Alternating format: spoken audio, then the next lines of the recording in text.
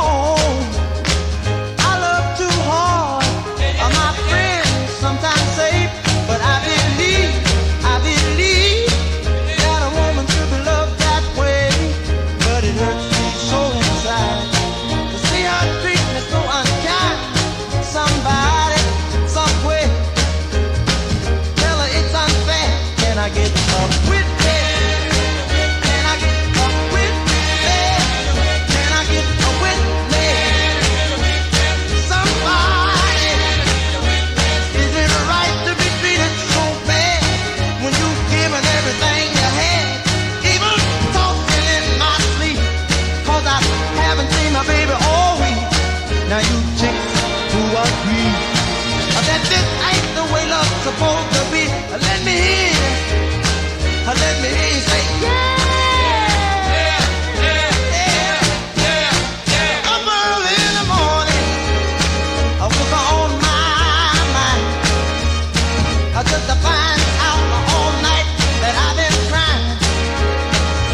But I believe a woman's a man's best friend, so I'm gonna stick by her. But she caused so much misery that I forget how love's supposed to be somebody, somewhere. Tell her it ain't fair. Can I get a witness? Can I get a witness? I want a witness. Witness, witness. Witness, witness. Everybody knows, especially you.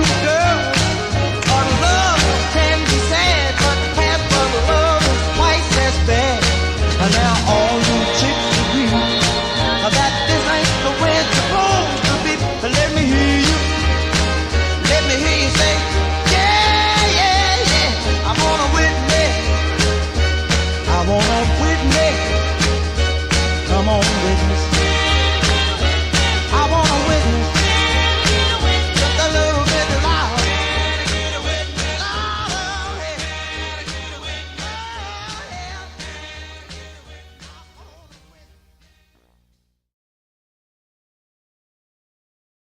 Well, hi, Kemosabe's. It's Tony D'Angelo. It is August 28th, 2025, 3 p.m. Eastern. Ada Domini in the year of our Lord. So glad to have you here for another edition of 30 with Tony. So grateful for you. So grateful for all of the encouragement and for all of the suggestions and all of the guidance and all of the appreciation you have shown for this particular broadcast here and to me on the Lee Elsey Show. I am thoroughly touched. I really am. You are what makes this happen. If not for you, I wouldn't do it. Oh, I love doing it. Don't get me wrong. But I like when trees make a fall in the forest. I like when they make a big bang, doesn't everybody? But so happy to have you. Grateful for our music contributors, grateful for our news contributors, my researchers who work very hard to help me. Lord knows I need all the help I could get. And just welcome and very glad to have you here. Anyway, we're going to get right to it. A number of things have gotten me upset lately, and I'm here to more or less we're back in our studio surroundings, which at least I prefer. If you want to get back to, warts and all in the barn workroom, let me know. But I kind of like it where I'm at. But anyway, lately I've been bugged with a number of different things that we've been handed as citizens, as consumers of news, as people, where the legitimate media and the political establishment want for us to believe a certain thing. And then when you look at it, it's nothing but lies, falsehood, misinformation, and something constructed to get along with the narrative. Now, it is happening right now with the cutbacks at USAID that were funding a lot of the, shall we say, propaganda news services that are really starting to have a tough time in getting things together because they're no longer getting that particular juice. And, they can't possibly survive on their own, which is why, whenever you see something that is in favor of the, shall we say, the state run news or the liberal press, our entire congressional delegation is behind it. Now, me, myself, and I like to see everybody work. I like to see everybody work prosperously and with prosperity, I should say. Yeah, prosperously, I guess that's the right word. But I can't support propaganda under any circumstances.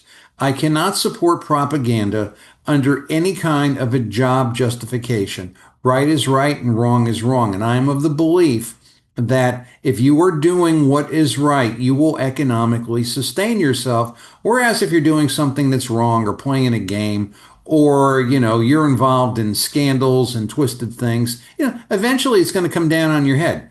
It's simple as that and just as difficult. It can't possibly sustain itself. No one can sustain a lie forever. It always catches up with you. But that all said, I've been thinking about a number of things lately. And if I could do one thing here, I want to give you what you need in order for you to do what you need to do and to make you a better person, a more informed consumer of news, a better citizen, a better mom, a better dad, a better kid, a better student. That's what I'm about. I'm here to give you fact. I'm not here to give you, opinions. I'm not selling a political party. In Connecticut, they're both, one is 80% disgusting, the other's 20% disgusting. There's a little bit of hope for the other one. But that all said, I want to give you what's really happening. And why don't we just get right into it? Okay. Kind of an unusual beginning, but who is this man? Man working in a projection booth. Well, this is my father. This is Lawrence D'Angelo. And my father, I talk about him frequently. Now, I wasn't talking about him much when he was here. We didn't always get along. We either got along great, sometimes not at all. Sometimes we fought bitterly. Sometimes we were the best of friends. I guess it's that way with fathers and sons as it goes. This poor man wasn't around very long.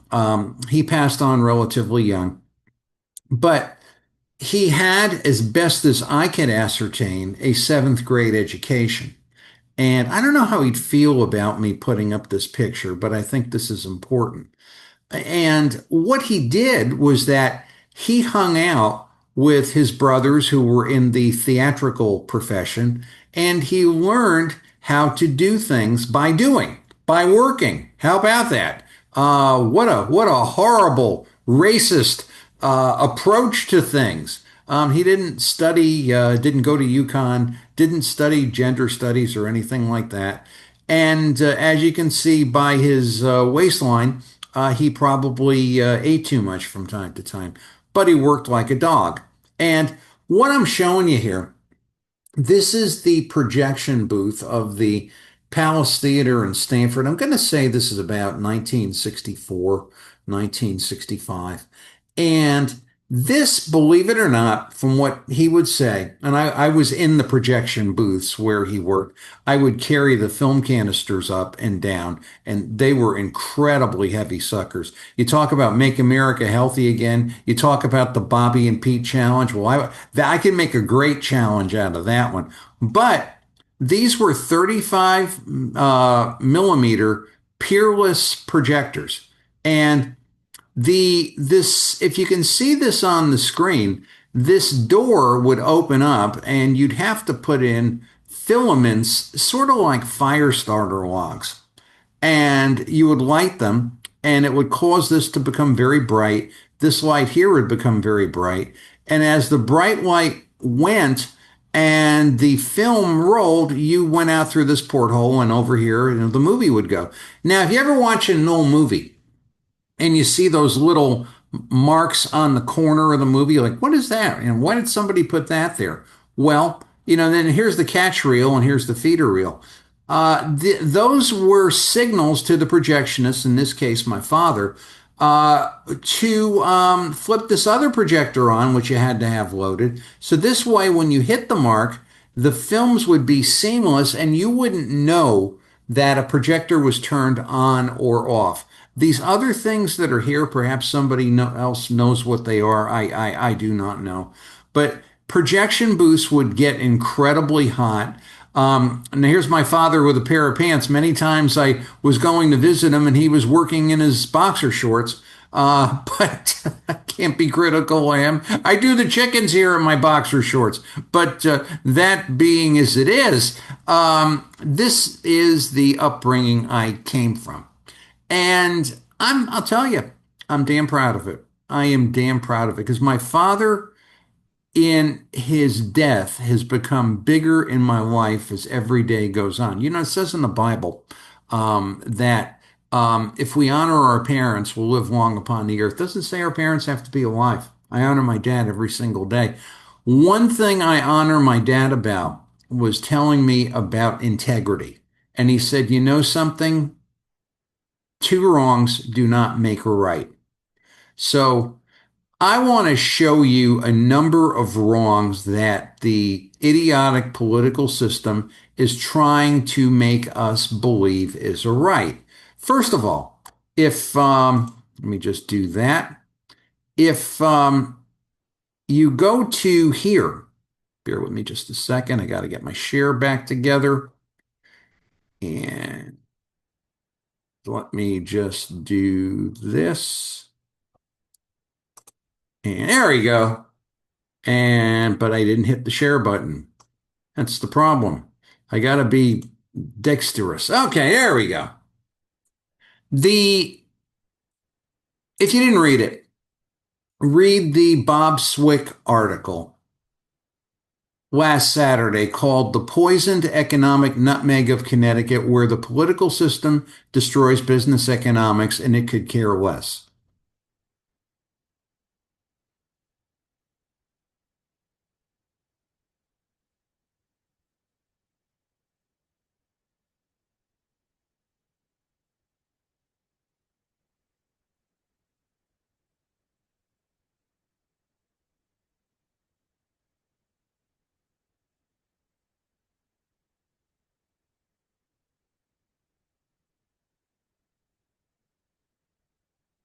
And in this particular article, Bob tells us in no uncertain terms about what Connecticut has been through and where it has gone by virtue of political stupidity, by political nonsense.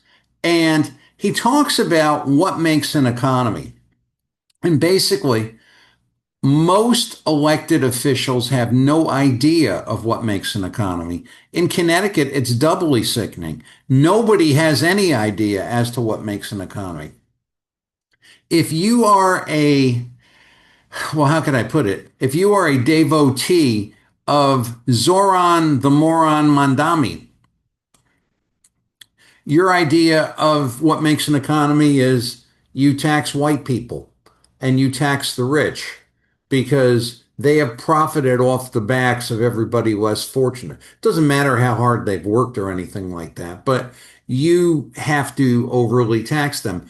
Or if you are a Connecticut Democrat, you feel that you'll just spend things and have program after program after program. And eventually there'll be enough programs where the rising tide is going to lift all the boats. Well, actually, it works the other way.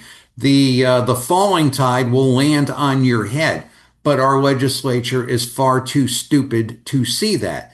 Now, if you go back following Bob's article here, and this is something that, again, I want you to read this on your own, but Connecticut at one time was a leader. We had beautiful suburbs, we had green parks, we had a professional sports team.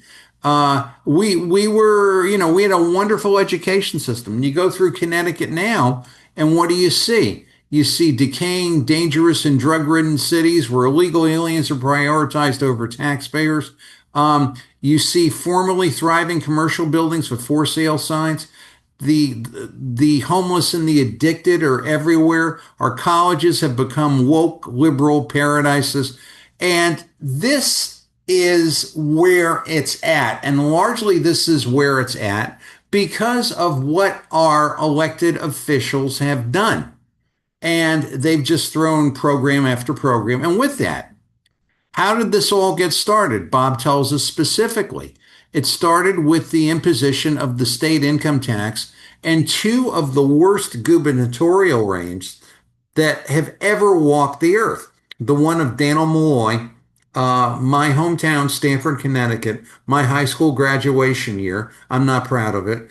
And the businessman governor, Ned Lamont, whose business has been his wife's interests and driving things into the street. Now, when you look at this, when you go from a low tax, pro commercial environment to a high tax, highly programmatical and liberal and sickening environment, you have all your corporations leave. You have your employers leave. And you see, this is the whole thing. A big corporation leaves, and there's a lot of people that service that big corporation and its people. You have, there's another one thinking about is, was it U.S. Surgical or Upjohn? And all the gun companies left us. That was the biggest employer of the black middle class, basically, the gunsmiths. And when these people left for a lunch break, they went to the shops, they went to the restaurants, they had money in their pocket, they spent money, everybody prospered. But the stupid idiots in the Connecticut legislature don't care. We got to get rid of the gun manufacturers. We don't care if, let Lego go. We don't need these corporate pigs. Well, where are you going to get your tax money from? Where are you going to get your, for all your stupid, woke, liberal, idiot stuff, where are you going to get it? You're gonna tax people more. Maybe there's not enough white people left in Connecticut to tax, right? I don't know. I mean, where are you going to get it? But basically, because you drove them all out. But this is the whole thing. We are a pathetic sight. We are a laughing stock. We are nonsense on the world stage. And the only thing really, and this is the thing, I'll just do this one point here. Bob says this perfectly. Our spending on our idiotic, inept, and incompetent government has gone up. And population hasn't increased. Population has not increased. But we've gone from $7 billion in 1991 to $26 billion in 2025. And what does it do? How does it help? How is this state better? Now, is this something, now all the businesses that left, what did they cite? They cited every single one, taxes, business hostility, and administrative state oppression. Basically it. And they went to places where they would be better appreciated. And they took their workers with them. But it's the same darn thing. Now, the people who are in the state legislature, we'll get into this in just a moment. There's a murderer's row picture for you. But they're concerned about stuff like this. Let's look at what happened. I have a picture for you off of Libs of TikTok on Twitter of Connecticut State Representative Corey Paris. He posted on Instagram on or about August 15th. The point I'm making is while our infrastructure, educational system, safety, ability to attract and grow businesses, ability to attract the best and the brightest, which never used to be a problem, 35 years ago, but is a huge problem now. Are any of these people here, who we'll get to in a moment, the least bit focused on that? Well, we'll look at that, but I'm going to submit to you they could care nothing about anything, because Bob's article says really where we're at. The poisoned economic nutmeg of Connecticut, where the political system destroys business economics, and it could care less. This is what they care about. Now, this is Representative Corey Paris. He made a post on Instagram. There is debate, which we're going to look at in a moment, as to if this post is something that is a violation of federal law. Now, think about what's happening here. We have a horrific, or have had a horrific problem in public safety and in all kinds of the destruction of the infrastructure of the United States based upon unchecked illegal immigration. Now, we have a president right now, President Donald Trump, who's saying he had enough of it. And he's going to clean up states, and he's going to clean up cities, and he's going to make America a safe place to be. Now, businesses like all these businesses here, Alexian, Aetna, Lego, they're not going to go any place where it's unsafe and decrepit. They're not going to go to a place where their people are being jumped by very dangerous people who do not have a legal right to be here. And Donald Trump's going to clean that up. That's his objective. Now, Representative Paris does not like that. And he made an Instagram post which in effect told illegal people in his district what to do. Now, that, there's a free speech argument. Well, he's exercising his free speech. Well, let me ask you something. If my neighbor comes over here and says, here is a box of chocolates for you. I hate your guts, D'Angelo, but I'm giving you a box of chocolates. That is free speech. If he comes over here with a gun saying, I'm trying to kill you, or I'm going to do something to you, free speech steps over into something entirely different.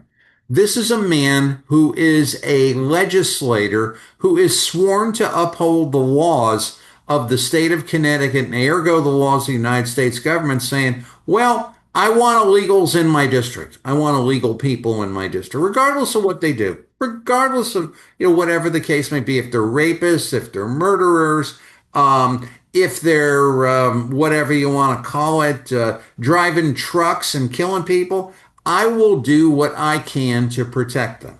Now, that was a statement that was made. It was seen by millions. Once again, Connecticut makes libs of TikTok for the worst reasons. Actually, you don't get to libs of TikTok unless you do something entirely idiotic, stupid, and foolish. But Connecticut leads the league in the most wretched conduct of elected officials who aren't the least bit concerned about building an economy, building education, building an infrastructure, having safe neighborhoods, and having a place where people would go. Nobody's concerned about it. No one. The Republicans that say they're going to run for governor, they're not concerned about it. They ain't saying it. I mean, this is absolutely nuts. Maybe they will. But it's like, this should be job one. That all said, his colleagues come to his, meanwhile, the state's going to hell. His colleagues come to his defense. And here we got a white woman. Now, she's a white woman.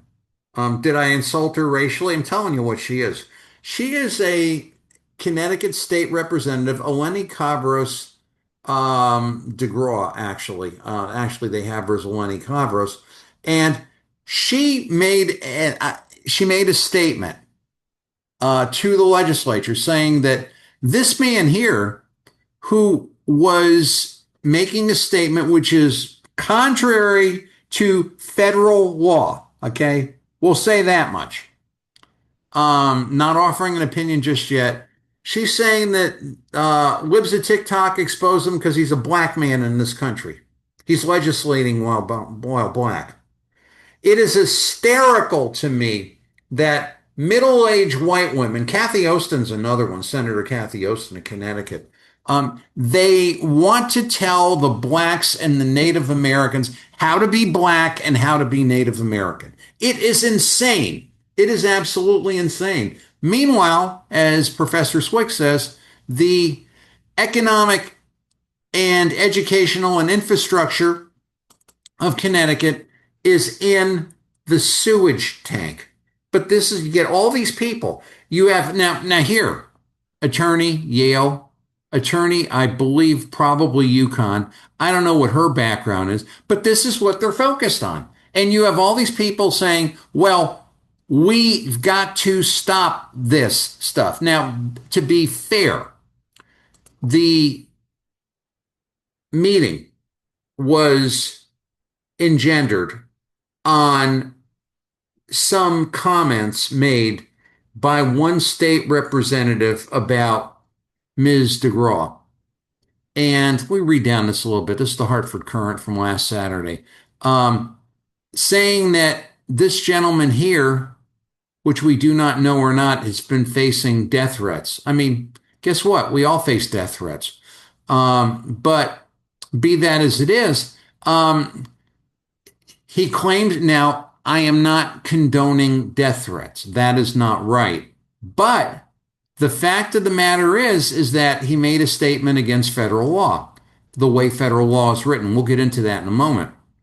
Now, all the people came out and said, well, we've got to put a stop to this. It was the Objective Hartford Courant, the writer, Livy Stanford, whomever Livy Stanford is. Maybe there's a picture of her here. I don't know anything about her. She's not showing her face, but basically calls libs of TikTok a far-right troll site. How would you feel, Livy Stanford, if I called the Hartford Courant a sickening liberal rag that is funded only by tax dollars stolen from people without the opinion of the Hartford Courant? You're supposed to be a journalist, not an opinion writer, but we've given up on that long ago. But basically, she has the thing of saying, Representative Paris saying, charge him, and tag the Department of Justice. Now, Paris claims he received a phone call. Now, everybody came out. And here they're giving this credibility. We exposed Rep. Corey Paris, but doxing ISIS location because he's a black man in this country. Now, Representative Fishbein says that for years now, lawful citizens of our state have tried to bring attention to Connecticut's mental health crisis. Quite obviously, it continues to go on unaddressed. He was referring to the, shall I say, the outburst of Eleni Kavros DeGraw, which basically, if you said her comments were nonsensical, you'd be paying her a compliment. I don't know what being black has to do with, number one, legislating, and number two, breaking the law. Now, if he were a white man, do you think libs of TikTok would have done anything differently? Obviously not, because she's a white woman. She's a white woman telling a black man how to be black, and they're laying it in on her too. It is nonsensical, garbage, horse manure nonsense. Now,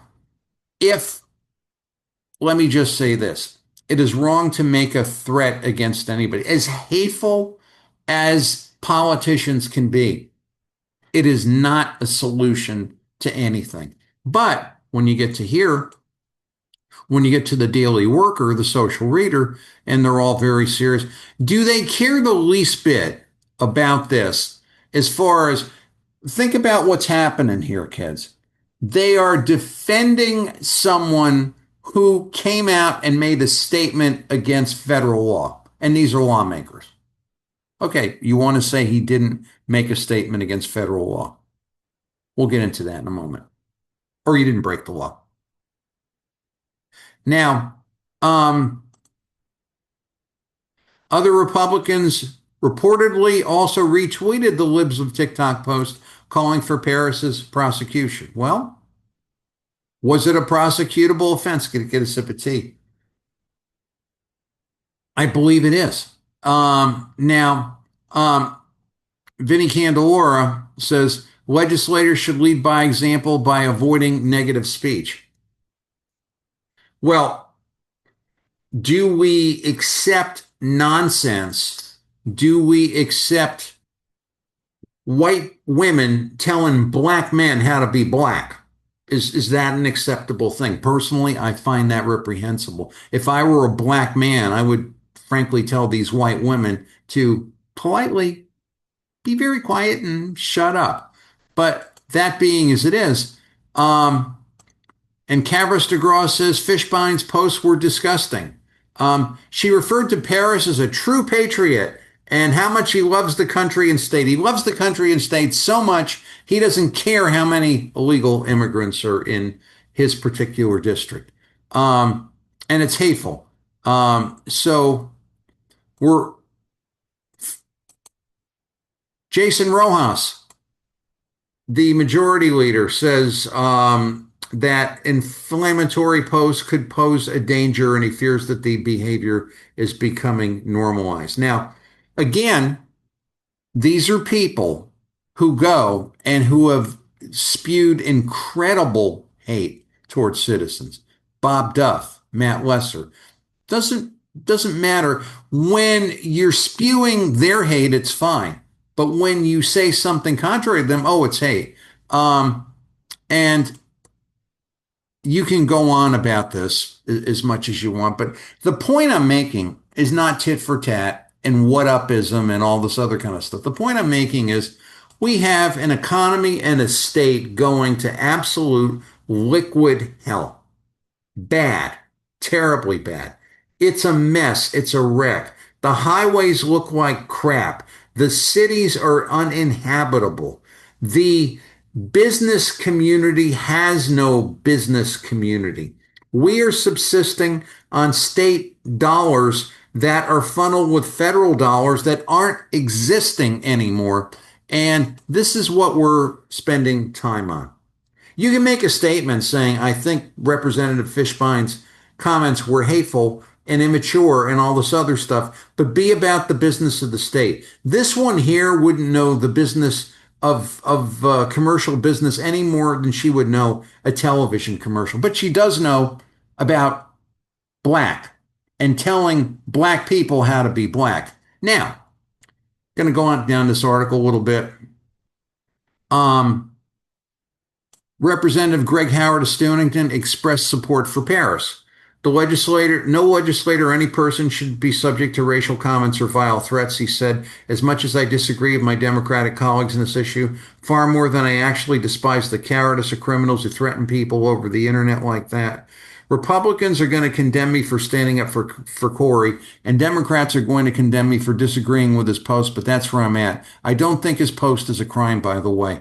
I want you to focus on this. I know Greg. I love Greg. Greg's entitled to his opinion, but I want to focus on this. I don't think his post is a crime. Well, I've said for years, when you want a legal interpretation, the last place you turn is a member of the Connecticut State Legislature. And let's look at the law. Did Representative Paris break the law? Did he break the law? Here's federal law. Now, I don't write this stuff. 8 U.S. Code 1324, bringing in and harboring certain aliens. Any person, is this any person? Any person who, knowing that a person is an alien, brings to or attempts to bring actually the site, any person who the foresight encourages or induces an alien to come to enter or reside in the United States, knowing in reckless disregard of the fact that such coming to entry or residence is or will be in violation of law. Now, I want to focus on this. Knowing and reckless disregard. Number one, or knowing and reckless disregard conceals, harbors, or shields from detection or attempts to conceal, harbor, or shield from detention such alien in any place, including any building or any means of transportation. Now, that statute says that if you are concealing, harboring, or shields from detection, any alien is creating a crime under Title 18, which is imprisonable.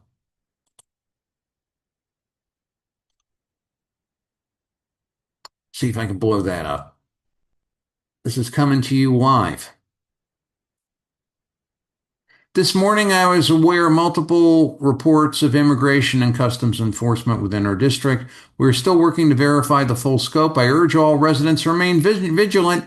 Stay aware of your surroundings. Above all, prioritize your safety. Please look out for one another. Check in with neighbors who may be concerned and seek out trusted legal and community resources if needed. If you have information about ICE activity, share it with local advocacy organizations who can respond quickly and appropriately.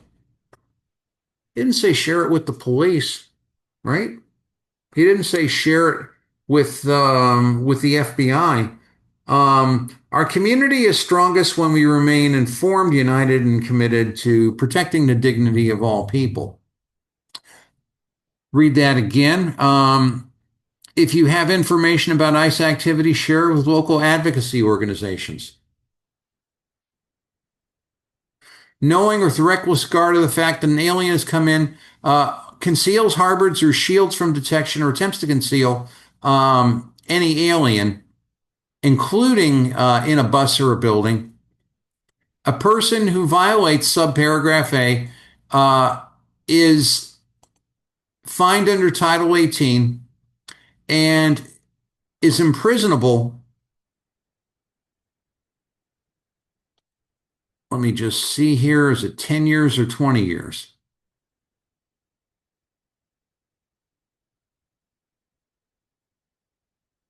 And I'm actually looking at the 3 statute.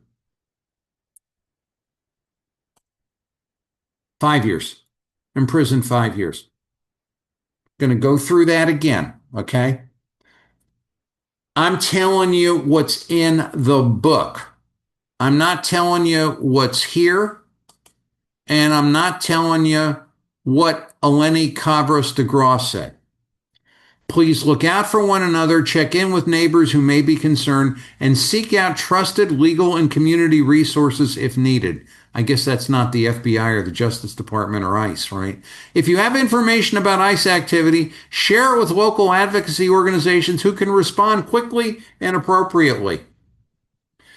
In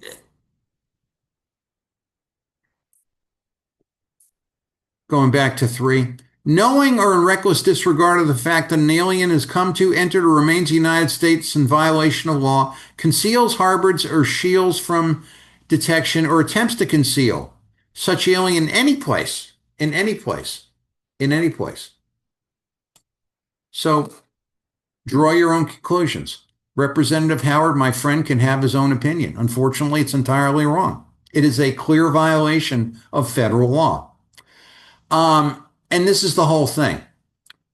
When we have things like this happen, we are supposed to be acting within the law. Now, the word that is used here, which is quote unquote the important operative word, is this word: aids or abets the commission of any of the preceding acts. What is to abet? Abet is to encourage or assist someone to do something wrong or to commit a crime or other offense. Right? Is Representative Paris encouraging people to create and do something wrong? You bet your boots he is. Stop with the foolishness. Stop with the nonsense. He is. He is. Regardless of this, regardless of wanting to have a red herring and say Representative Fishbein was ugly, This man was involved in the proliferation of a crime.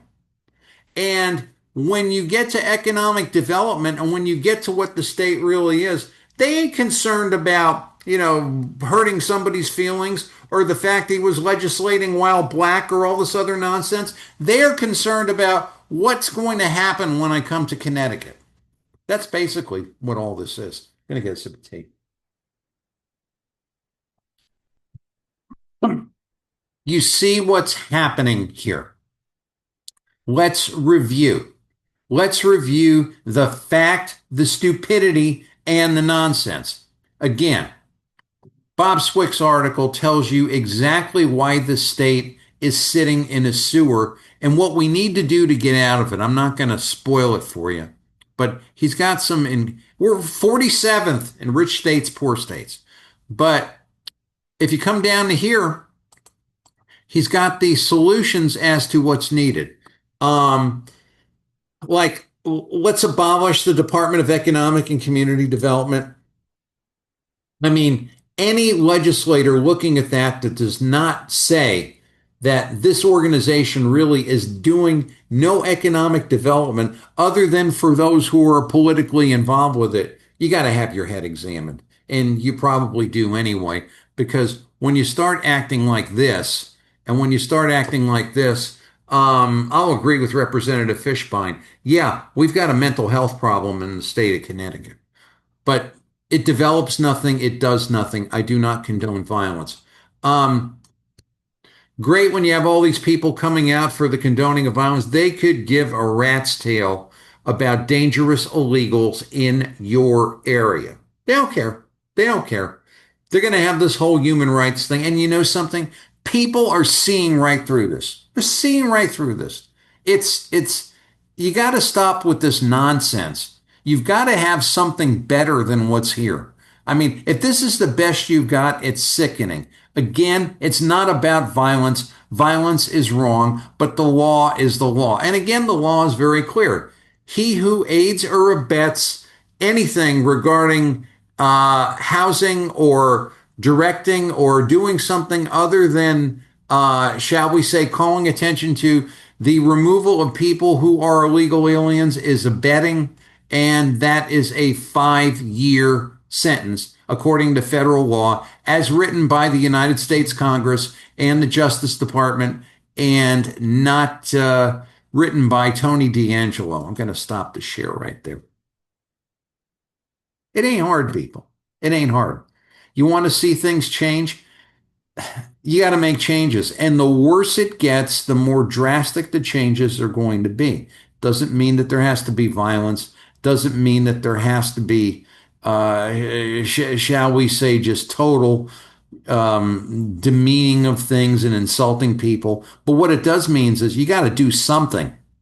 You got to do something other than this trail of failure and masquerade of government that is doing absolutely positively nothing other than costing us money, costing us time, and is a shame, a laughing stock, and nonsense. We've got to get back to the basics in this state. If somebody's going to run for governor, they're going to have to deal with what's happening here. I'm going to make them deal with it, and you're going to make them deal with it, because now you know and I know what's necessary, and what's happening ain't at all necessary. It's frankly stupid. It's Tony D'Angelo here on 30 with Tony. We'll be back with the rest of the show, the fun part, right after this.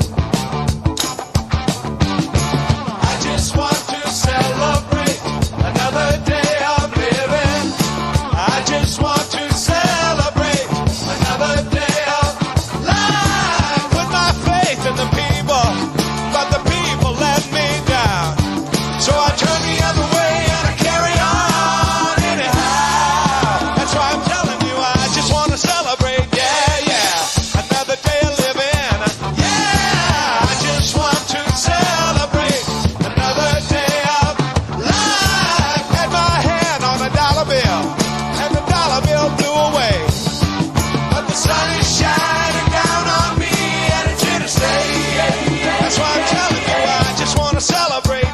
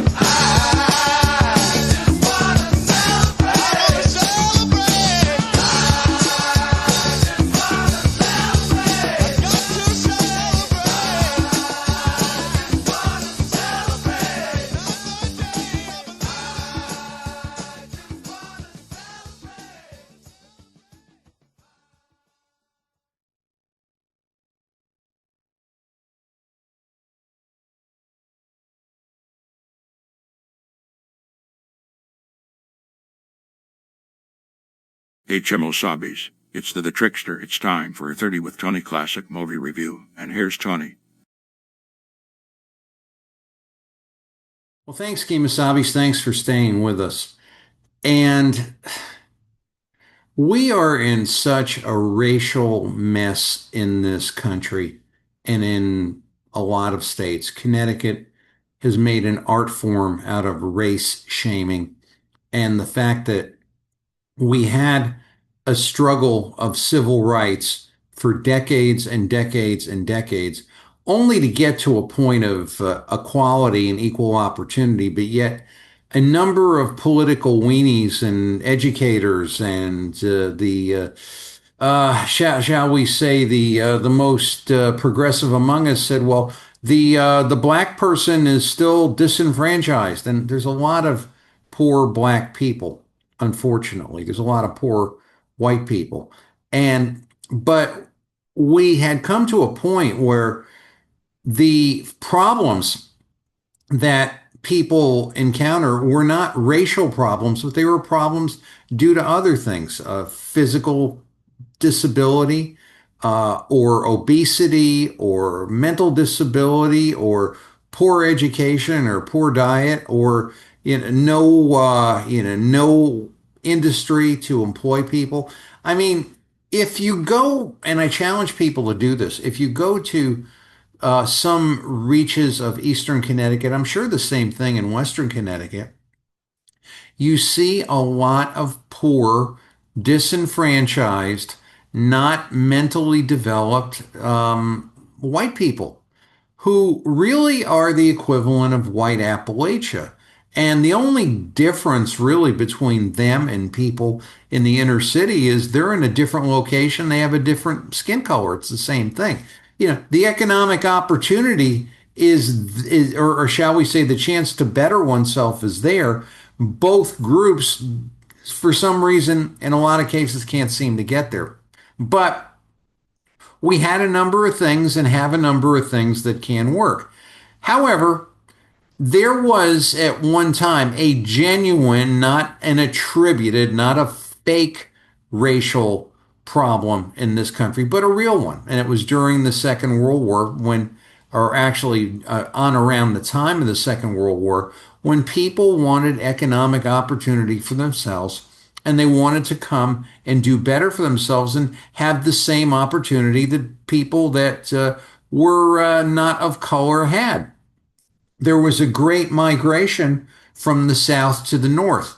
When people came to the North from the South, they worked, they went in factories, they bought homes, they bought cars, and they wanted to live their lives as people. And there were many times when people did extremely well as working people. There were a number of times when they didn't feel they were doing well enough, and there were riots and fights and things like that. Not to trivialize it, because some of those riots were really pretty awful. But the racial hatred, which has been fueled upon us for many, many years in many cases, has been, shall we say, manufactured to us by the system and the media. But at one time, we had, the people who were complaining under genuine circumstances as opposed to make believe circumstances, which is largely what we have today, in my opinion. So I want to show you a movie. Said all that to say this. I want to show you a movie that really, for its time and even today, showed the brutality of racial hatred and the lack of opportunity against people of color, and how that all played out way back when. But yet it's so true today. And this is something which is really instructive. Our movie that I'm going to take you to is, let me just go to here, Home of the Brave. Was made in 1949. The producer of this film was the well ahead of his time Stanley Earl Kramer. Stanley Earl Kramer also produced High Noon, which we've covered, and It's a Mad, Mad, Mad, Mad World. Now, Stanley Kramer had on his heart after serving in the Second World War that the biggest problem that America was going to face was going to be the racial problem. And he wanted to hit it head on and not sugarcoat it. And this is the whole thing.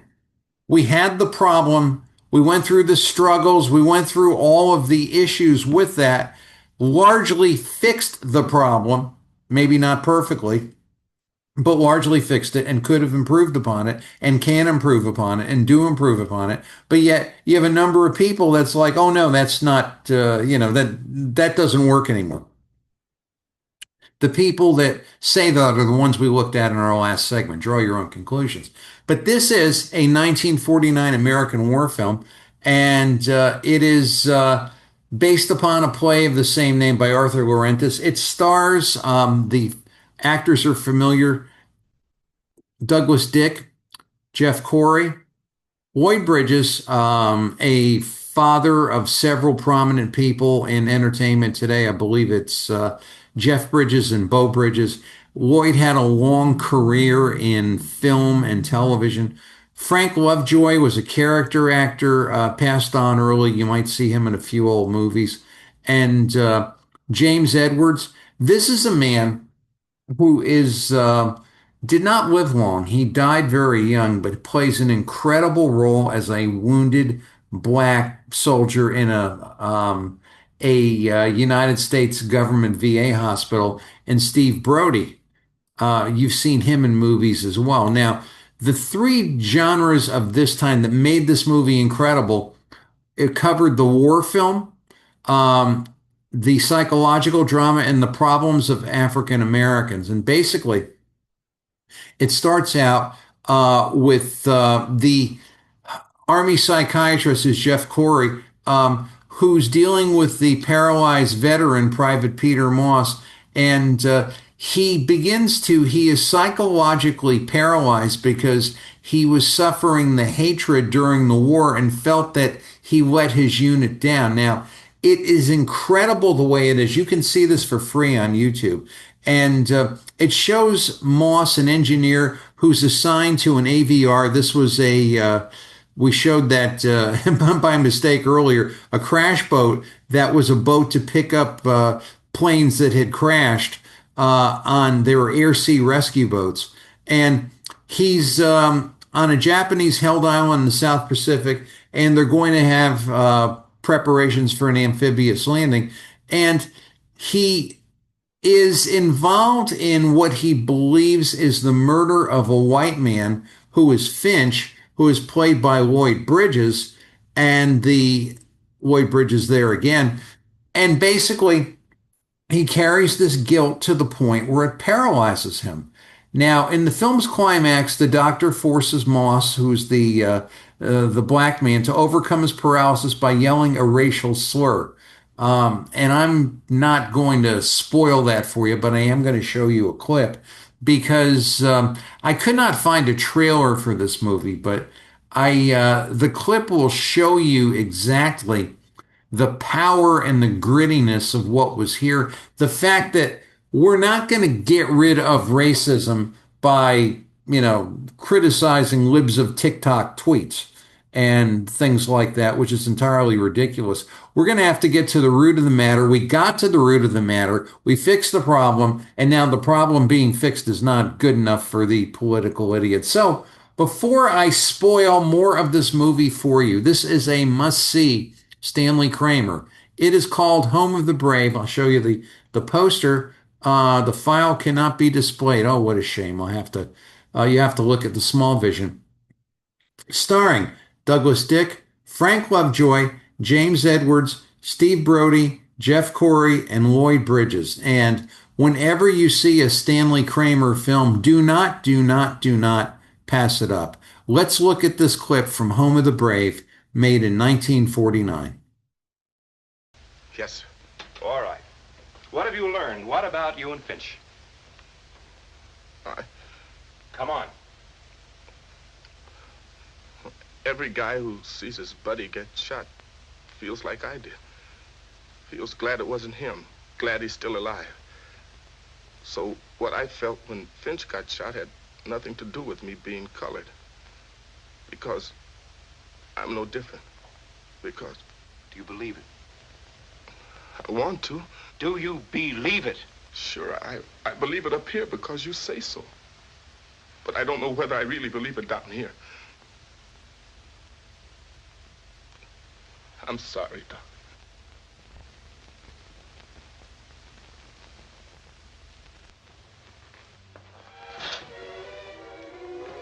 All right, Moss, walk. What? I said get up and walk. But, Doc, you know I can't. Yes, you can. No. Try.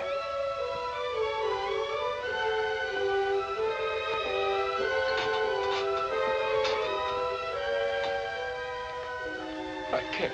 Try.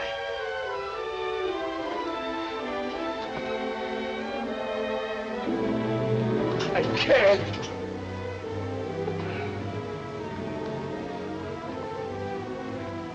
Get up and walk.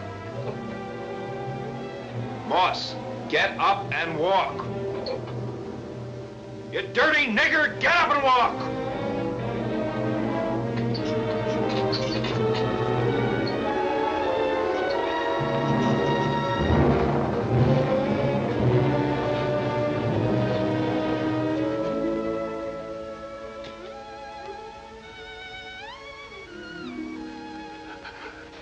All right, Peter, all right. Time. If I only had more time.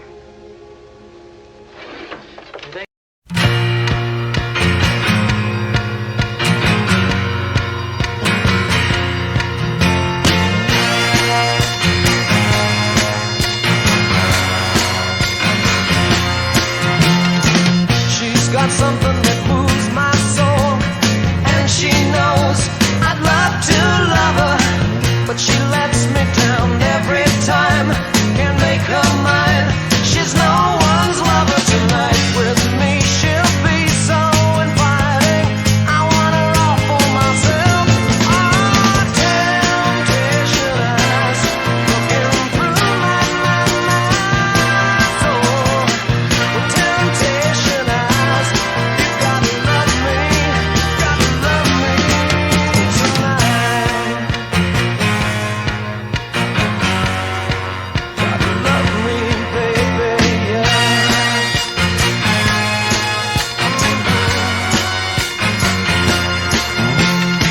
Oh, well, that innocence is just a game, but just the same, my head is spinning. She's got a way to keep me on her side. It's just a ride. It's never ending tonight. With me she'll be so exciting. I want her all for myself. Oh, temptation eyes looking through my soul. The temptation eyes, you gotta love me tonight.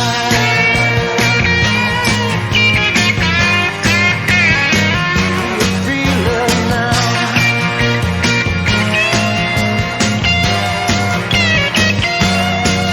Tonight with me she'll be so exciting. I want her all for myself. Oh, temptation eyes looking through my soul. Temptation eyes, you gotta love me tonight. Temptation eyes looking through my soul. Temptation eyes, come on, love me tonight.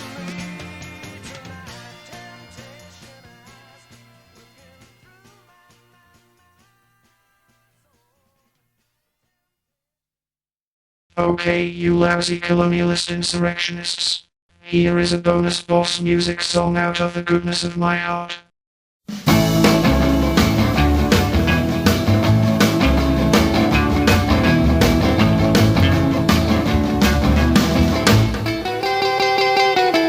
Well, come on, let's go, little darling, and tell me that you never leave me. Come on, let's go, again and again. Well, now swing me all the way down there.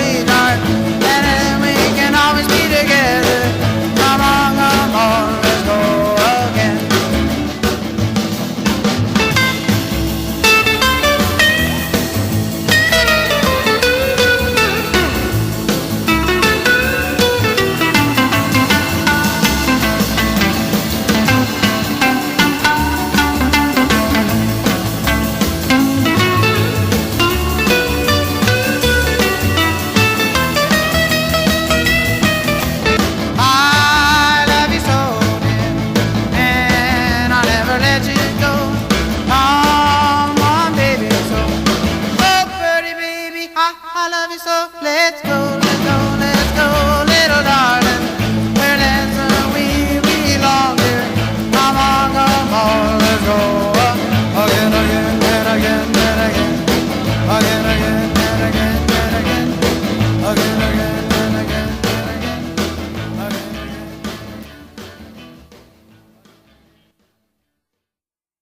30 with Tony, Thursdays, 3 Eastern on Twitter.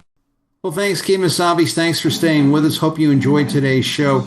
A little bit different, but I think it was something necessary that we needed to get out and in the open, and I needed to get it off my chest. Anyway, I've been getting more of a demand for these spousal jokes, but this one isn't really a spousal joke. Years ago, there was such a thing as the personal ads. A young lady put an ad in a newspaper, and she said, "Husband wanted." The next day, she got 400 responses. Were the responses of all these eligible suitors wanting to marry her? No, there were 400 married women saying, "Hey, you could have my husband." It's Tony D'Angelo here on 30 with Tony. Thanks, Kemosabe. Thanks for staying with us. See me, hear me. Lee Elsie Show, 94.9 News and Simulating Talk, 7 a.m. Tuesdays. And on this show, 30 with Tony, Thursdays, 3, Twitter, YouTube. You guys have a great Labor Day weekend. We'll see you next week. Bye now.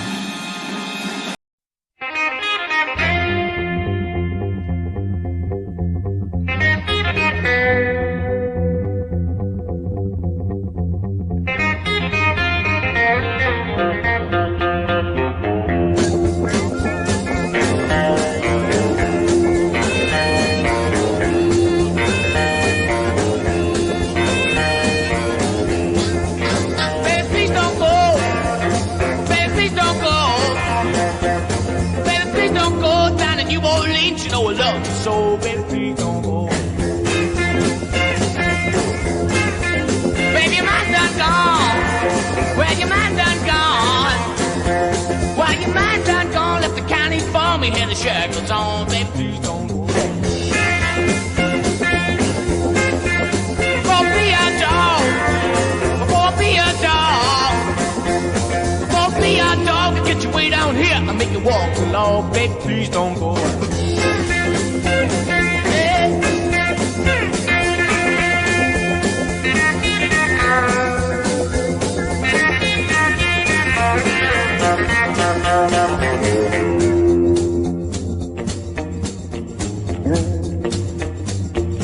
Baby, please don't go. Baby, please don't go. Baby, please don't go down and you won't leave, you know, love. So, baby, please don't go. For be a dog. For be a dog. For be a dog. Get your green on here. Make you walk, love. Baby, please don't go. You know how I feel right now. My baby living on that midnight train, and I'm crying.